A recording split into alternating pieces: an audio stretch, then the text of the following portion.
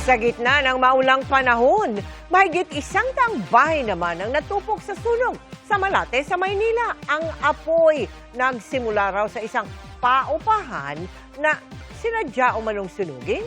Nakatutok si EJ Gomez. Sobrang laki po ng sunog ngayon dito. Naglalagablab na apoy ang gumising sa mga taga-barangay 739 Malate, Maynila pasado 1:00 ng madaling araw kanina. Bumagsak na oh. Bumagsak na oh. Sa gitna ng pagliyab, bumagsak ang isang bahay. Umabot sa ika-4 na alarma ang sunog.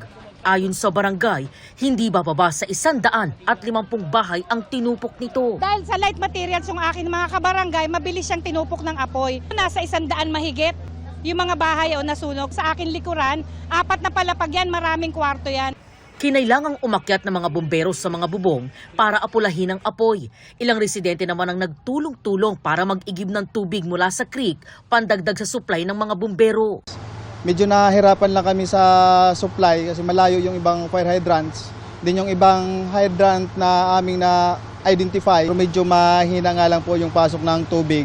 Kaya mas marami yung nababawa sa truck kaysa pumapasok sa truck. Kabilang sa mga nasunugan, ang pamilya ni Rosalina na wala raw na isalbang gamit. Second floor kami.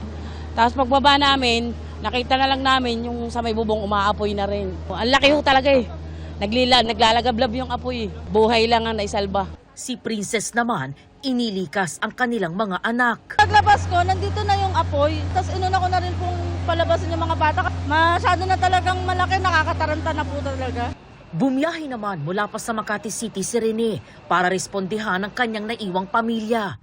Tanging mga alagang aso lang daw nila ang kanilang naisalba. Sa trabaho po ako naka-duty. Tapos sinawagan lang na ako ng asawa ko na sabi malapit na sa amin yung sunog. Kaya tumakbo kaagad ako dito.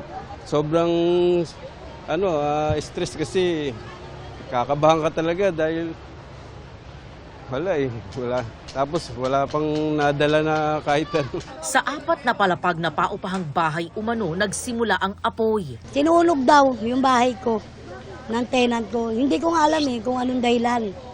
Nag-aaway daw, tapos maya-maya, pagtapos ng galabugan, biglang nagliyab na yung bahay ko. Hindi ko na alam kung asan Hindi bababa sa 250 pamilya o mahigit 600 individual ang apektado ng sunog ayon sa BFP.